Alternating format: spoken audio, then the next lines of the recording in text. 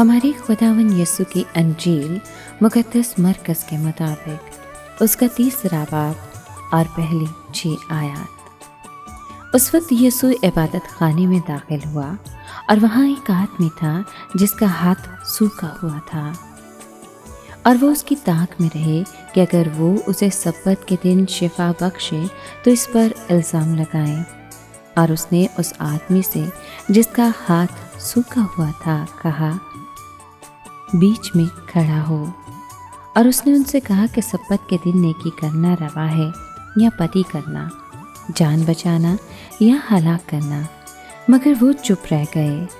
اور اس نے ان پر غصے سے نظر دوڑا کر اور ان کی سنگ دلی کے سبب غمگین ہو کر اس آدمی سے کہا، اپنا ہاتھ بڑھا۔ اس نے بڑھا دیا اور اس کا ہاتھ بحال ہو گیا۔ تب فریسی باہر جا کر فیل پور ہیرودیوں کے ساتھ اس کے خلاف مشورہ کرنے لگے کہ کس طرح اسے ہلاک کریں۔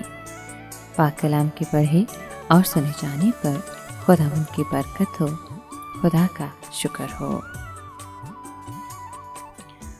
عزیز دوستو، آج کے کلام میں ہم سنتے ہیں کہ ایک آدمی جس کا ہاتھ سوکھا ہوا تھا، مسیح یسوع اسے سبت کے دن شفا بخشتے ہیں۔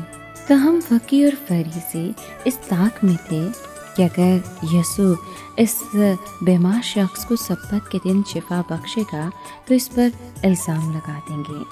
تاہم یسوع یہاں خود سوال پوچھتا ہے۔ اس نے پوچھا، کیا سبت کے دن نیکی کرنا روا ہے یا بدی کرنا؟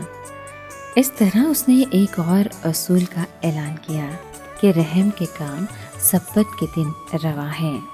مخالفت بتدریج بڑھ رہی تھی اور اب اپنے نقطۂ عروج پر پہنچ گئی، جبکہ فریسیوں اور ہیرودیوں نے آپس میں مشورہ کیا کہ وہ کس طرح اسے ہلاک کریں۔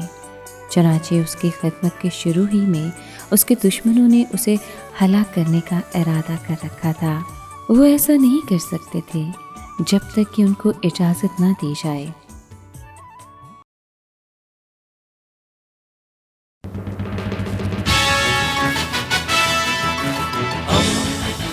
دوستی کا پیمبر، ریڈیو ویریتاس ایشیا۔